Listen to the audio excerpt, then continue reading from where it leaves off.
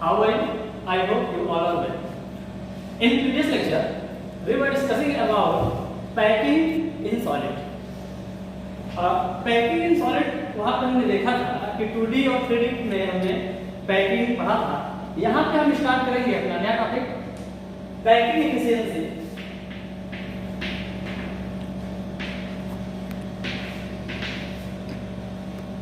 And packing fraction.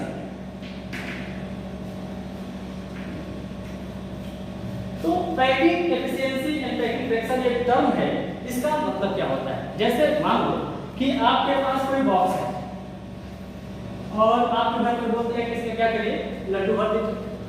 तो आप क्या करेंगे? इसमें आप जो आपका लड्डू है उसको आप अरेंज करेंगे।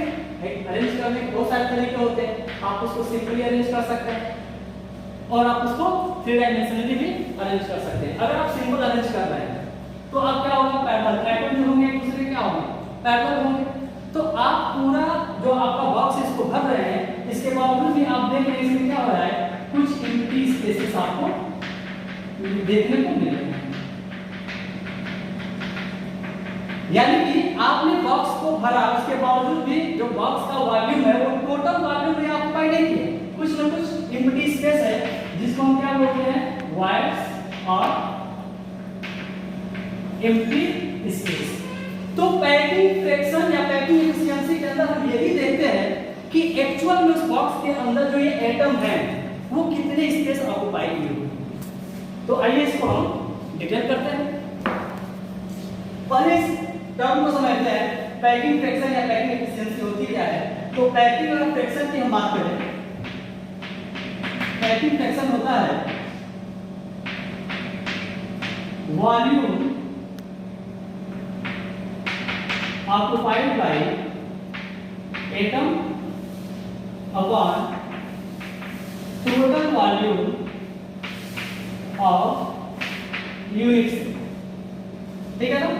और पैकिंग एफिशिएंसी क्या होती है? तो हम पैकिंग एफिशिएंसी उसके परसेंटेज को देखते हैं। इसमें हो जाएगा आपका वॉल्यूम occupied by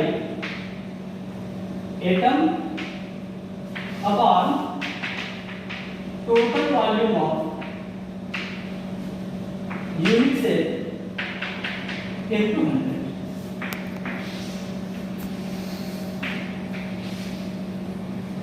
जैसा कि हमने प्रीवियस लेक्चर में पढ़ा था कि हमारा जो यूनिट सेल होता है वो जनरली 3 टाइप के होते हैं। आपका एक होता है सिंपल क्यूबिक यूनिट सेल, दूसरा होता है body centred cubic unit cell और तीसरा होता है face centred cubic unit cell. इन तीनों के पैकिंग फ्रैक्शन और पैकिंग एफिशिएंसी के बारे में हम 1 बाय 1 करके डिस्कशन करेंगे। तो आओ स्टार्ट करते हैं। और first type of cubical unit है that is simple cubic unit cell. बच्चों जैसा कि सिंपल क्यूबिक यूनिट सेल आप जानते हैं, ध्यान देना, एक आप सिंपल क्यूब बनाइए and we know that in case of simple cubic unit cell constituent particles are only occupied at its corners। यानी क्यूब के अंदर जो 8 कॉर्नर होते हैं वहां पे जो constituent particle है वो क्या होते हैं, ऑक्युपाई किए रहते हैं। अब ध्यान देना, हम इसको प्रीवियस लेक्चर में डिस्कस किए थे, इसको बोलते थे कि हमारा एक लेंथ ए है, ठीक है ना।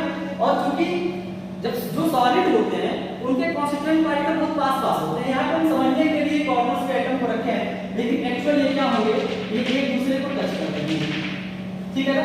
और जैसा हम जानते हैं half of distance between two bonded atom वो हमारा क्या होता है, रेडियस r होता है। इसको प्रीवियस क्लास में भी डिस्कस किए थे, यहाँ भी समझ लीजिए। अगर दो एटम एक दूसरे को यहाँ पे टच कर रहे हैं तो इसका जो रेडियस ही हो जाएगा r, और ये हमारा एज लेंथ, यहाँ से हमारा एज इक्वल क्या आ जाएगा 2r।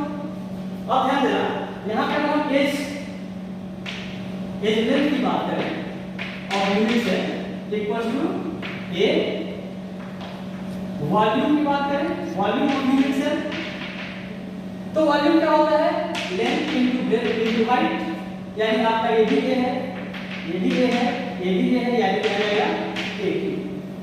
ठीक है ना। उसके बाद नेक्स्ट हम बात करते हैं total number of atom per unit cell. Simple cubic unit cell के केस में हमने बताया था जो कॉमन के एटम होते हैं उनका कंट्रीब्यूशन होता है 1/8 का।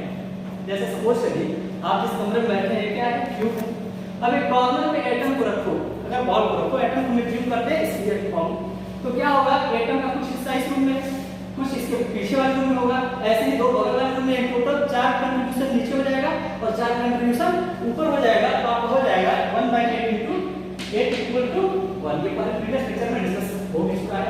तो टोटल नंबर आप निकाल सकते हैं atom per unit cell equal to 1। अब ध्यान देना, अब एटम के वॉल्यूम की अगर बात करें, वॉल्यूम ऑफ एटम, तो ध्यान देना कभी भी वॉल्यूम का जो वॉल्यूम हम निकालते हैं तो वॉल्यूम आपका होता है, निकालते हैं 4/3 πr3। ये सारी चीजें आगे डिस्कशन यहाँ पे करोगे। Volume of atom equal to 4/3 πr3। ठीक है ना। अब हम क्या करेंगे, हमारे पास जो डेटा हो गए हैं इसको उठा के सिंपली हम क्या करेंगे, फार्मूले के ऊपर पुट कर देंगे। अब देखो अगर हमें पैकिंग फ्रैक्शन कैलकुलेट करना हो तो हम इस तरह से कर सकते हैं। नीचे हमारा क्या था, टोटल वॉल्यूम ऑफ यूनिट से, तो टोटल वॉल्यूम ऑफ यूनिट से हमारा मतलब कि क्या आ गया, एक क्यूब। एक चीज और यहाँ पे देखो, यहाँ पे एक चीज और पूछता है कि relation between radius r and edge length a। जो प्रीवियस वीडियो लेक्चर हमारा था रेडियस और डिस्टेंस और एज लेंथ हमने बनाया था, उसमें हमारा था जो सिंपल क्यूबिक यूनिट सेल के लिए जो हमारी a की वैल्यू थी वो कितनी थी, 2r। ठीक है ना। तो अब यहाँ पे ध्यान देना, जो हमारा फार्मूला था total volume of unit cell वो यहाँ पे क्या हो जाएगा, a क्यूब। ठीक, और ऊपर क्या था, volume of atom in unit cell, यानी volume occupied by atom in unit cell. यहाँ पे आपका हो जाएगा 1। देखो टोटल आपका 8 कार्बन कंट्रीब्यूशन 1/8 का 1 हो गया, 1 इनटू अब वॉल्यूम ऑफ एटम हो जाएगा 4/3 πr3। अब ध्यान देना a क्यूब, तो a की वैल्यू कितना निकल के आया है, a की वैल्यू है 12। यहाँ पे सिंपली लिख सकते हो packing fraction 1 into 4/3 πr3 upon 2r का होल क्यूब।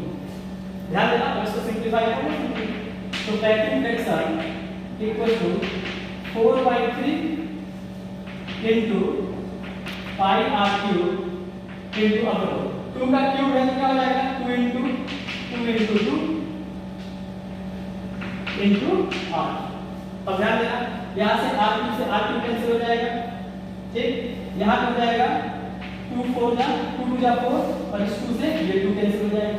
अब हमारे पास बचा क्या, तो पैकिंग फ्रैक्शन में हमारे पास होगा π/3 2 जा 6। ठीक है ना, π/6, π की वैल्यू कितनी होती है, 3.14/6।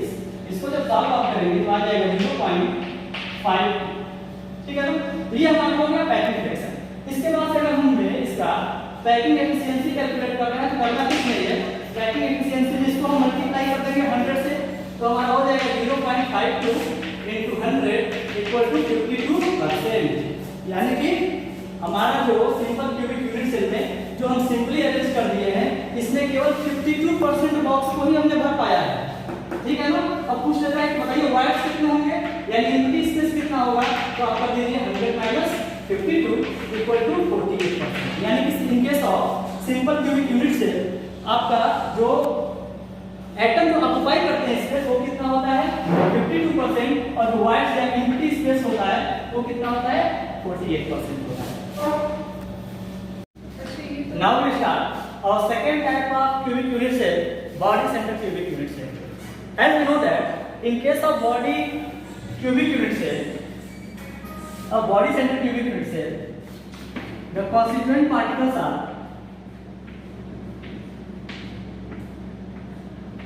occupied at its all 8 carbons as well as center of cubic unit cell. हम ये जानते हैं कि एटम के बीच का जो डिस्टेंस है इसको हम एज लेंथ a मानते हैं। तो ध्यान देना यहाँ पे अगर हम बात करें एज लेंथ की, तो एज लेंथ हमारा क्या हो जाएगा, ये हो जाएगा, ठीक है ना। नेक्स्ट हमारा क्या है, वॉल्यूम ऑफ यूनिट सेल। तो वॉल्यूम क्या होता है, length into breadth into height, यानी यहाँ पर हमारा हो जाएगा 1 क्यूब, ठीक है। नेक्स्ट हम बात करें कि एटम पर यूनिट सेल। तो जैसा कि हम लोग प्रीवियस लेक्चर में पढ़े हैं कि body centre cubic unit cell, body centre cubic unit cell, ऐसा प्रीवियस लेक्चर में बताया गया था कि कॉर्नर पे एटम होते हैं 1/8 का कंट्रीब्यूशन होता है। तो टोटल हमारे कॉर्नर कितने हैं, 8, तो 1/8 × 8 = 1, और बॉडी सेंटर में अगर 1 है तो इसका कंट्रीब्यूशन 1, यानी टोटल कंट्रीब्यूशन कितने का हो गया, 2 का हो गया। तो यहाँ पर लिखेंगे एटम पर यूनिट सेल आपका कितना आ जाएगा, 2। And volume of atom, next हम बात करें वॉल्यूम ऑफ एटम। अब चूंकि हम एटम को एक स्फीयर मानते हैं, तो स्फीयर का वॉल्यूम क्या होता है, ध्यान देना है, ब्रैकेट में अगर हम स्फीयर लिखेंगे, वॉल्यूम ऑफ स्फीयर ये होता है 4/3 πr³, ठीक है ना। इसके बाद से नेक्स्ट हमारा बात आता है रिलेशनशिप बिटवीन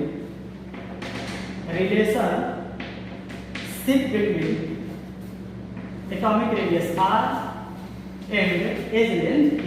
तो इसका रिलेशन हम लोगों ने डिटेल में प्रीवियस लेक्चर में कैलकुलेट किया था वहां पे, जो कि होता है r = √3 × a/4, ठीक है ना। तो यहाँ से हम a की वैल्यू निकाल सकते हैं, ये 4 ऊपर आ जाएगा तो आपका हो जाएगा 4r/√3, ठीक है ना। अब हमारा जो फार्मूला है पैकिंग फ्रैक्शन का, तो फार्मूला ये कहता है कि volume occupied by atom upon total volume of unit cell. तो ध्यान देना, total volume of unit cell कितना हो रहा है, 1 क्यूब हो रहा है। तो आप डिनोमिनेटर में 1 क्यूब लिखो, उसके बाद से वॉल्यूम ऑक्युपाइड बाय एटम, तो टोटल एटम का कंट्रीब्यूशन कितने का है, 2 का, और इसका वॉल्यूम क्या हो जाएगा 4/3 πr³, ठीक है ना। यहां से हम 1 क्यूब की वैल्यू अगर लिखते हैं तो हमारा a क्या है 4r/√3, इसका हम क्यूब ले लेंगे, हो जाएगा 2 × 4/3 πr³ अपॉन 4r/√3 का होल क्यूब। अब हम इसको सॉल्व करेंगे। तो अगर हम इसको सॉल्व करें तो हो जाएगा 2 × 4 = 8/3, इसको लिख सकते हो 8/3 × 4r का होल क्यूब, यानी कि 4 का क्यूब हो जाएगा 4 × 4 × 4 × r³, और ऊपर आपका ध्यान देना ये 8πr³ है और √3 को ऊपर लेके जाएंगे, इसका क्यूब होगा तो आपका हो जाएगा √3 × √3 × √3। जैसा कि हम जानते हैं √3 × √3 आपका 3 के इक्वल होगा, ये r कैंसिल हो जाएगा, r³ से r³ कैंसिल हो जाएगा, ये 8 जो है 4 × 2 = 8 और ये 2 × 2 = 4। ध्यान देना हमारे पास क्या बचा है यहाँ पे, तो ध्यान दो न्यूमरेटर के अंदर हमको पाई लिखना है, पैकिंग फ्रैक्शन अगर हम कैलकुलेट कर रहे हैं तो पाई × √3 अपॉन, यहाँ पे ध्यान देना 4 बचा हुआ है और 2 बचा हुआ है, 4 × 2 = 8। तो अब यहाँ से अगर हम इसको सॉल्व करें तो पाई की वैल्यू रखो 3.14 × √3 अपॉन 8। इसको अगर सॉल्व करोगे तो जो आपका पैकिंग फ्रैक्शन है वो आएगा 0.68। ध्यान देना पैकिंग फ्रैक्शन आपका कितना आ गया 0.68। इसका हम ध्यान देना पैकिंग एफिशिएंसी अगर हम निकालें तो इसको हम मल्टीप्लाई कर देंगे 100 से, तो ये परसेंटेज में आ जाएगा 0.68 × 100, यानी आपका हो गया 68%। यानी कि ध्यान देना इन case of body centre cubic unit से जो पैकिंग होती है, यानी कि जो एटम वॉल्यूम ऑक्युपाई करता है वो कितना करता है 68% करता है। तो वायर्स कितने बचे, यानी एम्प्टी स्पेस कितना बचा, तो ध्यान देना यहाँ पे नोट कर लो, जो हमारे वायर्स होंगे या फिर एम्प्टी स्पेस होगा वो आपका हो जाएगा 100 - 68, यानी कि 32%। ये 32% हमारे क्या हो जाएंगे वाट्स।